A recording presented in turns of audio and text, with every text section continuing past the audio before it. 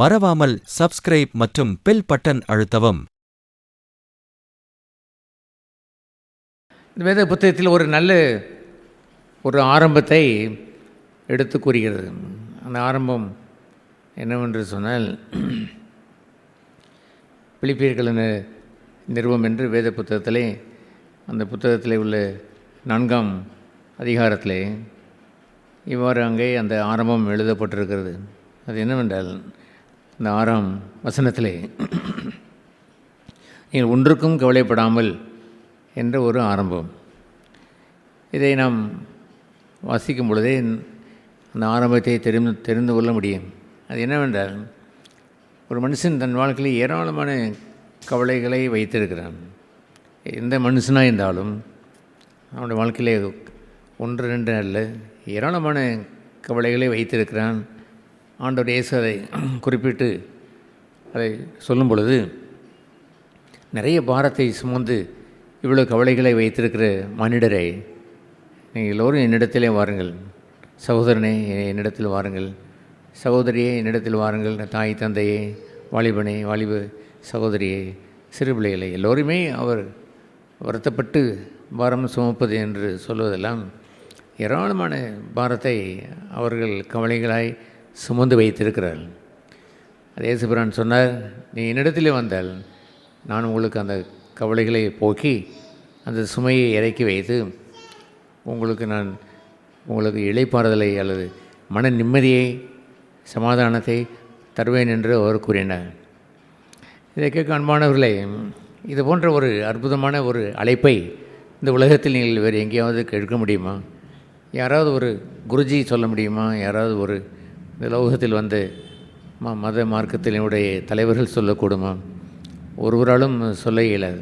ஒரு ஐஸ்வர்யவான் சொல்ல முடியுமா? அல்லது உங்கள் பக்கத்தில் இருக்க உதவி செய்கிறேன் என்று சொல்லுகின்ற எத்தனை நண்பர்கள் சொல்ல முடியுமா?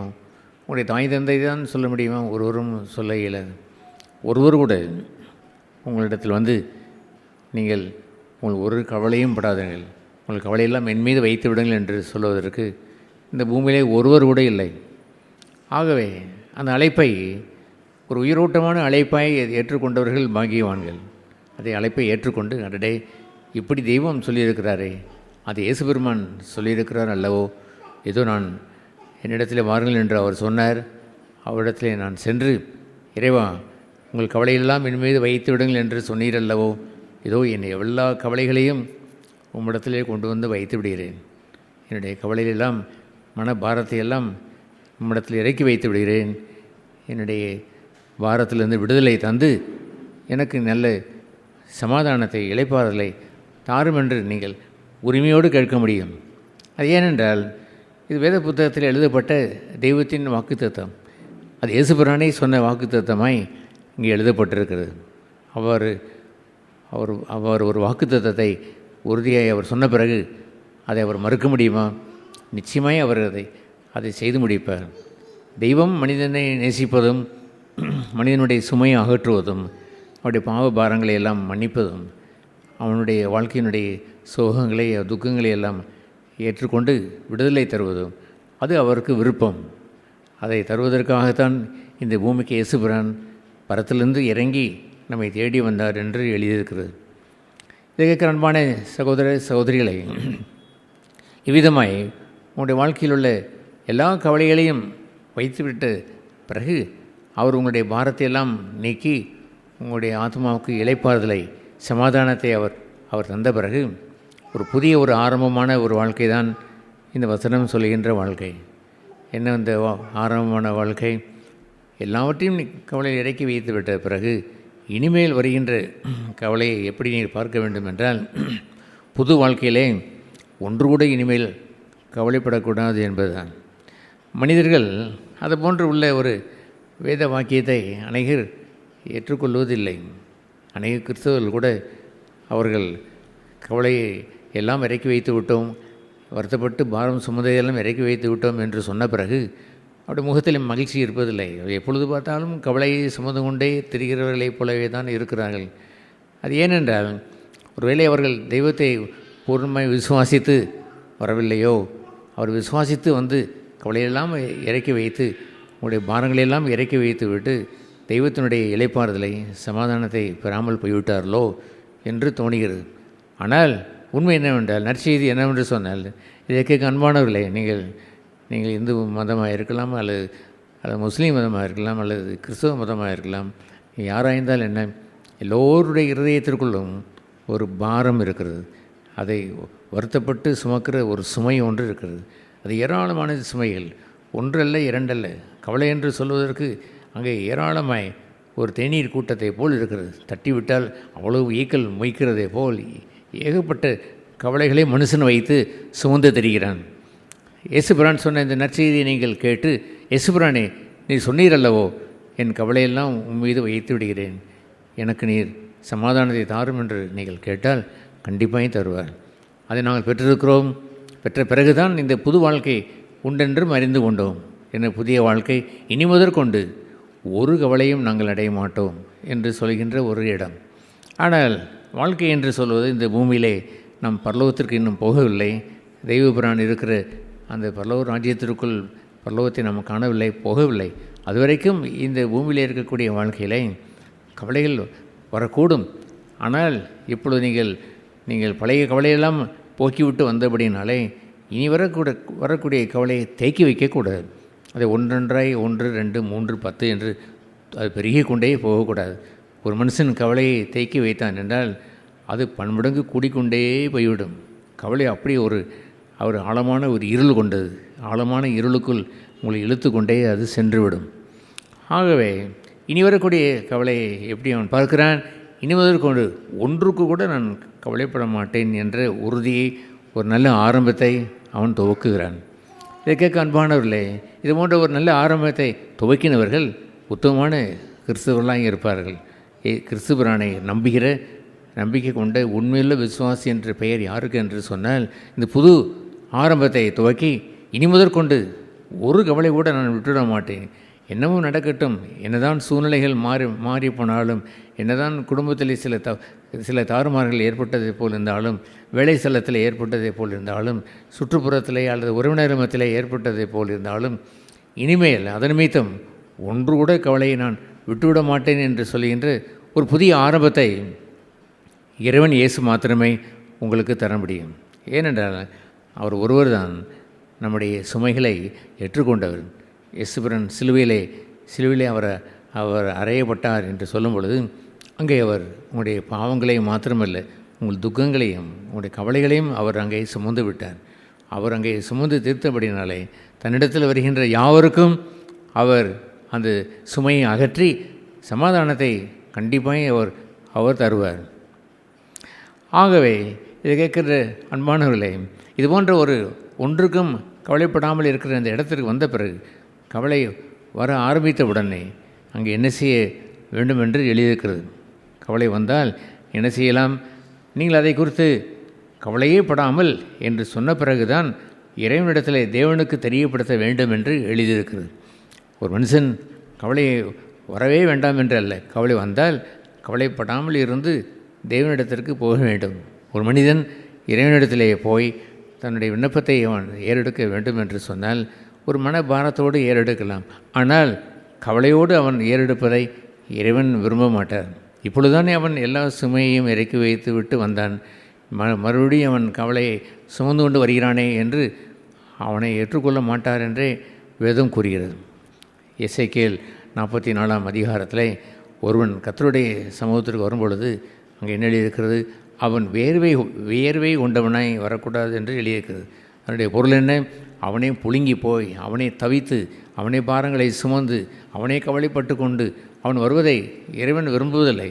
இறைவன் அங்கே வீட்டிருக்கிற இடத்துல அவன் ஒரு மனுஷன் வருகிறான் என்று சொன்னால் துர்நாற்றம் இருக்கக்கூடாது. எது துர்நாற்றம்? கவலைகளை சுமந்து வருவது ஒரு துர்நாற்றம். ஆகவே வியர்வை கொண்டவனாய் அவன் வரக்கூடாது என்று வேத புத்தகத்தில் எழுதப்பட்டிருக்கிறது. ஆகவே நீங்கள் தேவனிடத்தில் நீங்கள் வந்து, இறைவா இந்த ஒரு கவலை வந்துவிட்டது, இந்த கவலையை போக்கும் என்று நீங்கள் சொல்ல முடியுமா? எஸ், அதை சொல்ல முடியும். முன்பு போல் அல்ல. முன்பு ஏராளமான கவலைகளை, உங்களுடைய மனபாரங்களை, உங்களுடைய சுமைகளையெல்லாம் இறக்கி வைத்ததை போல் அல்லாமல் அதிலிருந்து ரட்சிக்கப்பட்டு இப்பொழுது ஒரு கவலை நீங்கள் வந்துவிட்டால் கூட தேவனிடத்திலே சென்று அதை தெரியப்படுத்தி விடுகிறீர்கள். அவருக்கு நீங்கள் ஜெபம் பண்ணி விடுகிறீர்கள். எனவே நீங்கள் ஒன்றுக்கும் கவலைப்படாமல் எல்லாவற்றையும் ஸ்தோத்திரத்தோட கூடிய ஜெபத்தை வைத்து தேவனுக்கு தெரியப்படுத்த நீங்கள் வந்து விடுறீர்களே பாருங்கள். அது ஒரு ஆச்சரியமான இறைவன் வைத்திருக்கிற ஒரு என்ட்ரி அல்லது நுழைவாசல். தன்னிடத்திலே ஒருவன் வந்து தன்னுடைய ஜெபத்தை ஏறெடுப்பதற்கு தன் கதவை திறந்தே வைத்திருக்கிறார். ஒரு ஆஃபீஸுக்கு சென்றால் தாசில்தாரை பார்க்க வேண்டும் என்று சொன்னாலோ அல்லது ஒரு ஆஃபீஸரை பார்க்க வேண்டும் என்றாலோ உடனே அனுமதி கிடைப்பதில்லை. ஆனால் இயேசுபிரானோ தன் வீட்டை தன்னுடைய கதவை திறந்தே வைத்து நீங்கள் என்னிடத்திலே தெரியப்படுத்தலாம் என்று திறந்து வைத்திருக்கிறாரே பாருங்கள். ஒரு அலுவலகம் அதுபோன்ற ஒரு ஆச்சரியம் இந்த உலகத்தில் எங்கு உண்டோ அவர் வாருங்கள். உங்களுடைய அன்ற கவலை, புதிதாக வந்திருக்கிற கவலை எதுவாக இருந்தாலும் என்னிடத்திலே ஜெபம் பண்ணுங்கள், என்னிடத்தில் விண்ணப்பம் செய்யுங்கள், அதை நான் கேட்டு உங்களுக்கு விடுதலையை தருவேன், சமாதானத்தை தருவேன் என்று அவர் வாக்குறுதித்திருக்கிறார். ஹல்லேலூயா. இது போன்று ஒரு அற்புதமான ஒரு வாழ்க்கையை தான் ஒரு உத்தமமான இயேசுவை அண்டி கொண்டவன், இயேசுவை இரட்சகராய் பெற்றுக்கொண்டவன் அவன் வாழ்ந்து விடுவான். அவனுடைய வாழ்க்கை கவலையில்லாத வாழ்க்கையாக அது இருக்கும். அங்கே என்ன நடக்கிறது என்று சொன்னால், அப்படி அவன் தேவனுக்கு தெரியப்படுத்தி விட்ட உடனே அவனுடைய உள்ளத்திலே சமாதானம் வரும் என்று எழுதியிருக்கிறது. எல்லா புத்திக்கும் மேலான புத்தியிலே பார்த்தால் சூழ்நிலைகள் எல்லாம் அப்படி இருந்தாலும் இருக்கட்டும், கவலைகளுக்குரிய காரியங்கள் எல்லாம் அப்படி இருந்தாலும் இருந்துவிட்டு போகட்டும். அதை தாண்டி புத்திக்கு எட்டாத, புத்தினால் யோசிப்பது அல்ல, புத்தினால் யோசித்தால் கவலை இருப்பதை போல் தோன்றும். ஆனால் தேவனுக்கு தெரியப்படுத்தி விட்டபடினாலே புத்திக்கு எட்டாத தெய்வ சமாதானம், உங்களுக்கே விளங்காத ஒரு தெய்வ சமாதானம் உங்களுடைய இருதயத்தையும் உங்களுடைய மனதையும் ஆண்டு கொள்ளும் என்று அவர் சொன்னார். இதை கேட்குற அன்பான சகோதர சகோதரிகளை, சமாதானம் என்பதை விரும்பாத ஒரு மனுஷன் இந்த உலகத்திலே உண்டோ? நீங்கள் தெய்வ சமாதானம் உங்களுக்கு வேண்டாமோ? நீங்களாக சமாதானப்படுத்தி கொள்வது என்பது சில நேரத்தில் இருக்கக்கூடும். அதெல்லாம் வேறு பல நிகழ்ச்சிகள் நடக்கும் பொழுதெல்லாம் அது சிதைந்து போய்விடும். அந்த சமாதானமெல்லாம் குலைந்து போய்விடுகிறது. ஏதோ ஒன்று நடந்தவுடன் சமாதானத்தை இழப்பது தான் இந்த பூலோகத்து மாந்தர்கள் வாழ்கின்ற ஒரு வறுமையான ஒரு கஷ்டமான ஒரு வாழ்க்கை.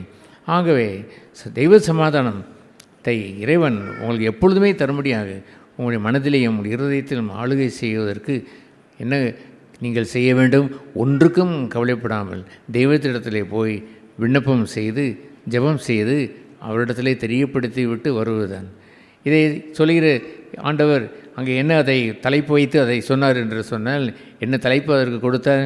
4ஆம் வசனம் சொல்கின்றதை போல் கர்த்தருக்குள் எப்பொழுதும் சந்தோஷமாக இருங்கள். சந்தோஷமாக இருங்கள் என்பதை மறுபடியும் சொல்கிறேன். உங்களுடைய வாழ்க்கையிலே கர்த்தருக்குள் எப்பொழுதும் சந்தோஷமாக இருப்பது இப்பொழுது இருக்கிறது மாத்திரமல்ல, மறுபடியும் என்று சூழ்நிலைகள் மாறும் பொழுதெல்லாம் சந்தோஷம் வந்து கொண்டே இருக்கும். எப்பொழுதும் சந்தோஷமாக இருக்கிற ஒரு வாழ்க்கையை இறைவன் இயேசு தருகிறார். ஏன் அவர் தருகிறார்? நீங்கள் ஒன்றுக்கும் கவலைப்படாமல் வாழ்கின்ற வாழ்க்கையை கற்றுக்கொண்டீர்கள். ஆகவே உங்கள் உள்ளத்திற்கு சமாதானம், எப்பொழுதும் கர்த்தருக்குள் மகிழ்ச்சியாக இருக்கக்கூடிய வாழ்க்கை. ஒரு மனுஷன் அவனுடைய வாழ்க்கையில் கவலை வந்துவிட்டது என்று சொன்னால் சுற்றுப்புற சூழ்நிலை அனைத்தையும் அவன் சிதறடித்து விடுவான். தன் கவலையின் நிமித்தம் தன் வீட்டாரை அவன் பகைப்பான், அல்லது பக்கத்து வீட்டுக்காரர்கள் சண்டை ஓடுவான், அல்லது ஆத்திரங்கள் கொண்டு பிள்ளைகளை அடிக்கிறான். என்னென்னமெல்லாம் அவன் செய்ய தொடங்குகிறான். அதைத்தான் வேதம் சொல்கிறது. நீங்கள் கவலைப்படாமல் கர்த்தருக்குள் எப்போதும் சந்தோஷமாக இருந்தால் உங்களுடைய சாந்த குணம் எல்லா மனுஷருக்கும் தெரிந்திருக்கும். கர்த்தர் உங்களோடையே கூடவே இருப்பார். ஏனென்று சொன்னால், இந்த மனுஷன் கவலை கொண்ட மனிதனாக இருந்து ஆத்திரமடைந்து அவன் குழப்பங்கள் செய்கிறவனாக இல்லாமல் சாந்த குணமுள்ளவனாக இருப்பதற்கு ஒரே காரணம், அவன் தன்னுடைய கவலைகளை ஒன்றுக்கும் கவலைப்படாமல் என்ற வாழ்க்கையை அவன் வாழ்ந்து கர்த்தரோடு சந்தோஷமாய் இருக்கிற வாழ்க்கையை தெரிந்து கொண்டபடினாலே அவன் சாந்த குணமுள்ளவனாக இருப்பான். அந்த சாந்த குணம் எல்லோருக்கும் தெரியும். எல்லா மக்களும் இவன் ஆத்திரமடைகிறவன் அல்ல, மூர்க்கம் கொண்டவன் அல்ல, திடீரென்று சண்டை போடுகிறவன் அல்ல, இவன் நிதானத்தை இழந்து எதையோ செய்கின்றவன் என்று அல்ல என்பதை புரிந்து கொள்வார்கள். இல்லை என்றால் இந்த லோகத்திலே வாழ்கின்ற எல்லா வீடுகளிலும் எல்லா மனுஷரிடத்திலும் குடிகொண்டிருக்கிற பெரிய ஒரு மோசம் என்னவென்று சொன்னால், சுற்றுப்புறத்தை அவர் சீரழித்து விடுகிறார்கள். தங்களுடைய குடும்பத்திலே அவர்கள் கணவன் மனைவி பிள்ளைகள் மத்தியிலே ஒரு சீரழிப்பை கொண்டு வந்து விடுகிறார்கள். பெற்றோரிடத்திலே சீரழிப்பை கொண்டு வந்து விடுகிறார்கள். பக்கத்து வீட்டுக்காரர்களை சாந்த குணத்தை இழந்து அவர்கள் ஆத்திரம் மூடுகிறார்கள், அவர்கள் சத்தம் விடுகிறார்கள், அவர்கள் நிலை குலைந்து போய் விடுகிறார்கள். இதை கேட்குற அன்பான சகோதர சகோதரிகளே, எத்தனை அருமையான இந்த வசனங்கள். கர்த்தருக்குள் எப்பொழுதும் சந்தோஷமாயிருங்கள். அடுத்தது சொல்கிறது, உங்கள் சாந்த குணம் எல்லாருக்கும் தெரிந்திருக்க கடவுது. மூன்றாவதாக, ஒன்றுக்கும் கவலைப்பட வேண்டியதில்லை, ஜெபத்தை தேவனுக்கு தெரியப்படுத்துங்கள். நான்காவதாக சொல்கிறது, எல்லா புத்திக்கும் தேவ சமாதானம், புத்திக்கு மேலான தேவ சமாதானம் உங்கள் இருதயத்தையும் மனதையும் ஆட்கொள்ள கடவுது. இத்தனை அருமையான பாக்கியங்களை கொண்ட இந்த வாழ்க்கை உங்களுக்கு வேண்டாமா? நீங்கள் இயேசுண்டையில் நீங்கள் வந்து அவரை விசுவாசித்து, இரட்சகருமானே நான் விசுவாசிக்கிறேன், என்னுடைய கவலைகளெல்லாம் என்னுடைய வாழ்க்கையின் சுமையிலெல்லாம் உம்மிடத்தில் வந்து இறக்கி வைத்து விடுகிறேன், அதையெல்லாம் போக்கி விட்டு என் உள்ளத்தில் சமாதானத்தை தாரும் என்று நீங்கள் கேட்க வேண்டாமா? நீங்கள் கேட்டு அந்த அவர் தருகின்ற சமாதானத்தை பெற வேண்டாமா? நீங்கள் பெற்ற பிறகு புது வாழ்க்கையை தொடங்கி இனி முதற்கொண்டு நான் ஒன்றுக்கு கூட கவலைப்பட மாட்டேன் என்று உறுதியான தீர்மானம் எடுத்து ஒரு புது வாழ்க்கையை நீங்கள் வாழலாம். அதுபோன்ற வாழ்க்கையை நாங்கள் வாழுகிறோம். அந்த வாழ்க்கையை, அந்த ஆசீர்வாதத்தை உணர்ந்திருக்கிறோம். நீங்கள் எல்லோரும் இந்த வாழ்க்கையை வாழவும், இந்த ஆசீர்வாதத்தை பெற்றுக்கொள்ளவும் இறைவன் இயேசு அருள் புரிவாராக. மறவாமல் சப்ஸ்கிரைப் மற்றும் பெல் பட்டன் அழுத்தவும்.